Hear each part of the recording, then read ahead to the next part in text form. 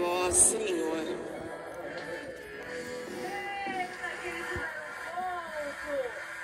Esperança de uma esperança na janela. Vocês ganharam 3 pontos. Estão com 14 pontos agora. Ficha pra vocês. Não achei. Vocês vão acertar? Rastafé, vocês vão acertar com 3 notas? Vocês iriam acertar? Naquele tempo, Pedro aproximou-se de Jesus e perguntou: Senhor, quantas vezes devo perdoar se meu irmão pecar contra mim? Até 7 vezes? Jesus respondeu: Não te digo até 7 vezes, mas até 70 vezes 7. Porque o reino dos céus é como um rei que resolveu acertar as contas com seus empregados. Quando começou o acerto, trouxeram-lhe um que lhe devia uma enorme fortuna. Como o empregado não tivesse com que pagar, o patrão mandou que fosse vendido como escravo, junto com a mulher e os filhos e tudo o que possuía, para que pagasse a dívida. O empregado, porém, caiu aos pés do patrão e, prostrado, suplicava: Dai-me um prazo, eu te pagarei tudo. Diante disso, o patrão teve compaixão, soltou o empregado, perdoou-lhe a dívida. Ao sair dali, aquele empregado encontrou um dos seus companheiros que lhe devia apenas 100 moedas. Ele o agarrou e começou a sufocá-lo, dizendo: Paga o que me deves. O companheiro caiu aos seus pés, suplicava: Dá-me um prazo e eu te pagarei.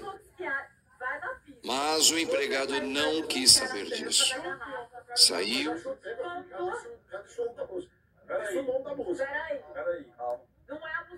Vendo o que havia acontecido, os outros empregados ficaram muito tristes, procurando o patrão, e lhe contaram tudo. Então o patrão mandou chamá-lo e lhe disse: Empregado perverso, eu te perdoei toda a tua dívida, porque tu me suplicaste. Não devias tu também ter compaixão do teu companheiro, como eu tive compaixão de ti? O patrão indignou-se e mandou entregar aquele empregado aos torturadores, até que pagasse toda a sua dívida. É assim que o meu Pai que está nos céus fará convosco se cada um não perdoar de coração ao seu irmão. Palavra da salvação. Glória a vós, Senhor.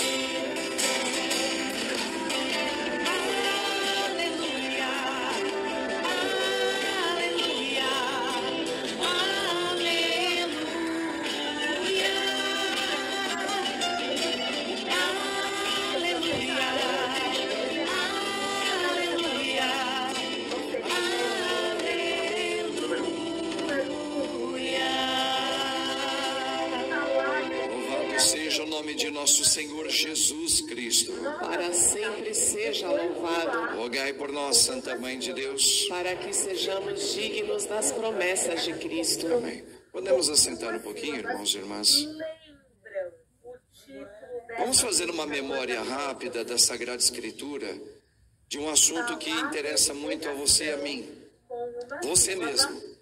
Quer ver? Vocês lembram daquele episódio onde o rei Davi cometeu um grande pecado? Cometeu vários, mas este foi muito duro. Ele se apaixonou por uma mulher que, próximo ao palácio dele, ela estava se banhando. Ele ficou olhando para aquela mulher e, como ele era rei, ele pediu que ele queria se encontrar com ela e começou a se encontrar. Detalhe. Só que esta mulher, com quem ele começa a se envolver, era esposa de um dos seus funcionários, um dos seus soldados do exército de Israel.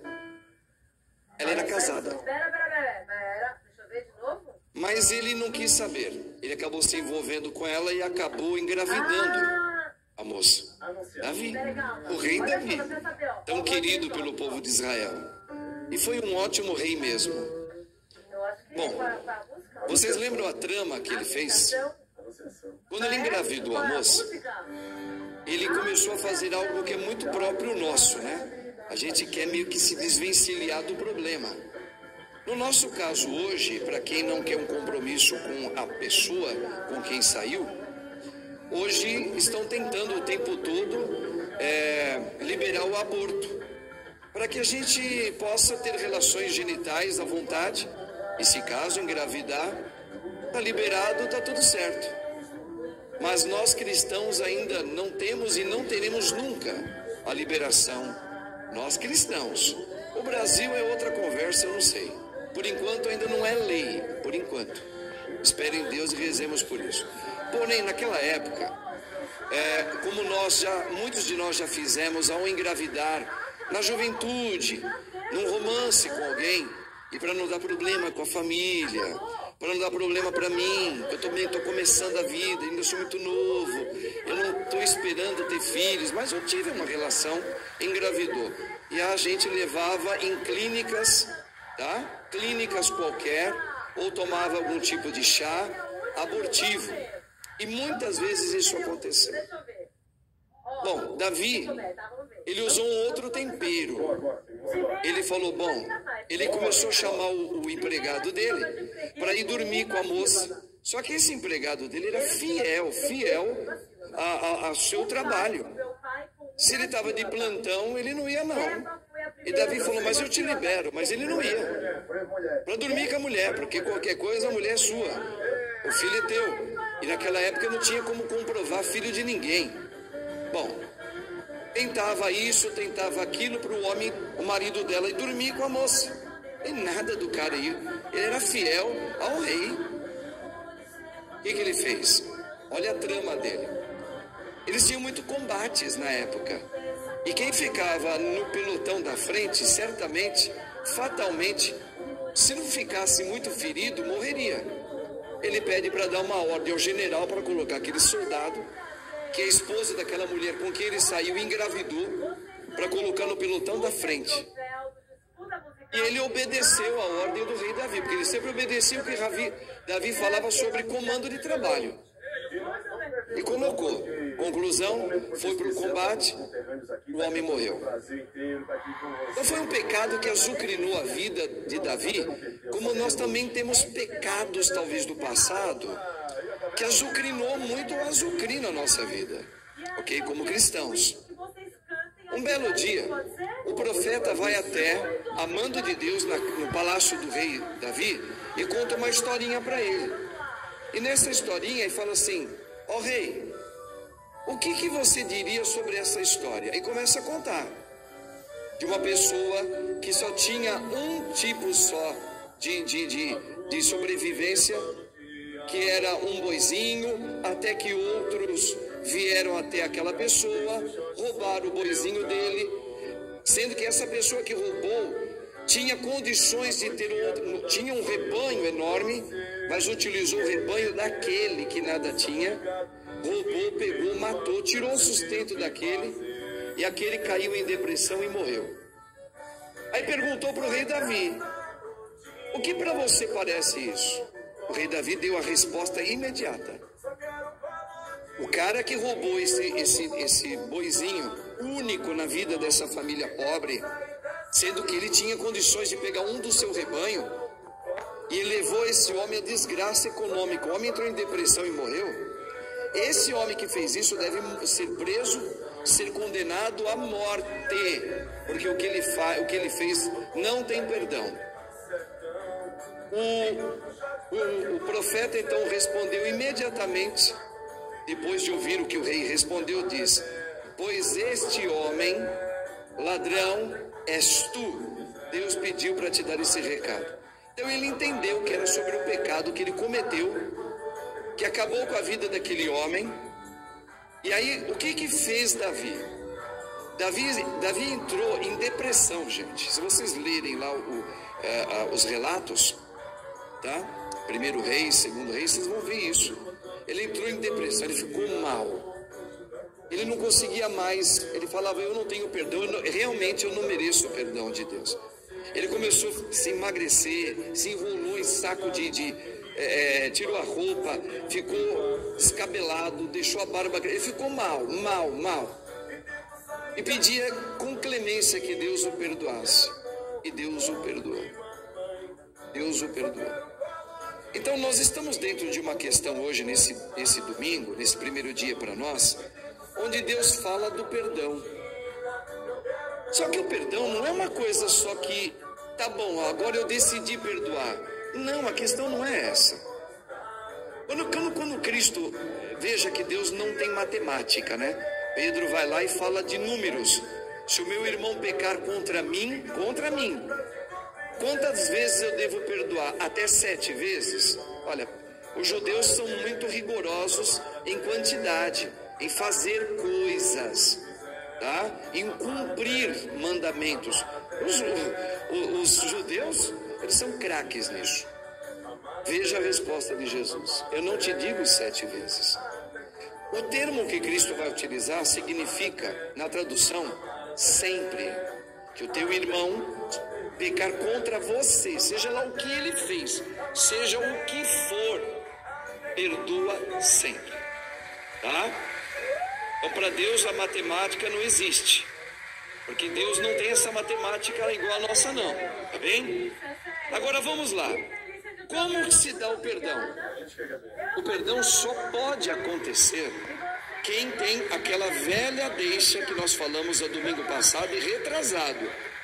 Se eu não tiver a humildade de deixar ter um encontro com Cristo, para eu viver um esvaziamento de mim, para eu ter a vida dele funcionando em mim a partir de agora, se eu não tiver essa humildade, nunca eu vou dar o perdão para nada. Nunca. O perdão só pode ser dado quem tem um encontro com Cristo. Caso contrário, irmãos, é tudo mentira. É tudo bobagem. Veja que Davi, quando ele se colocou em arrependimento, ele caiu, ele se prostra. Mas ele se prostra diante de Deus. Por isso que Jesus está fazendo essa comparação para Pedro, dizendo que alguém tinha uma dívida muito grande. E esse alguém tinha que pagar a dívida, mas como ele não tinha como pagar, que a dívida é grande. O que é a dívida grande? Pecados grandes, abortos. Traímos nossa esposa, casado ou não, matamos alguém, se não foi no aborto, matamos. Lembra que o padre falou, tem um outro tipo de morte, que para Deus tem a mesma medida de que um aborto, a mesma, para Cristo, viu? Para Cristo, no Antigo Testamento não, mas no Novo tem. Qual é a outra morte que para Cristo, para o verdadeiro cristão, que tem a vida de Cristo, tem o mesmo peso e a mesma medida de quem aborta uma criança? Quando você elimina uma pessoa da sua vida por não querer mais se aproximar dela, por não querer mais falar com ela, por não querer mais se importar com ela, você matou o seu irmão dentro do seu coração. Cristo ensinou isso, gente. Então, se você fala, poxa, eu abortei.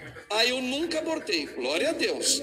Mas você já tem casos, ou tem um caso de alguém que você simplesmente eliminou da tua história de vida, mas ela está viva, ela mora ou nas proximidades, ou você nem quer mais saber onde ela mora, porque você cortou relações por muita mágoa com esta pessoa. Sim, então você matou a pessoa no seu coração.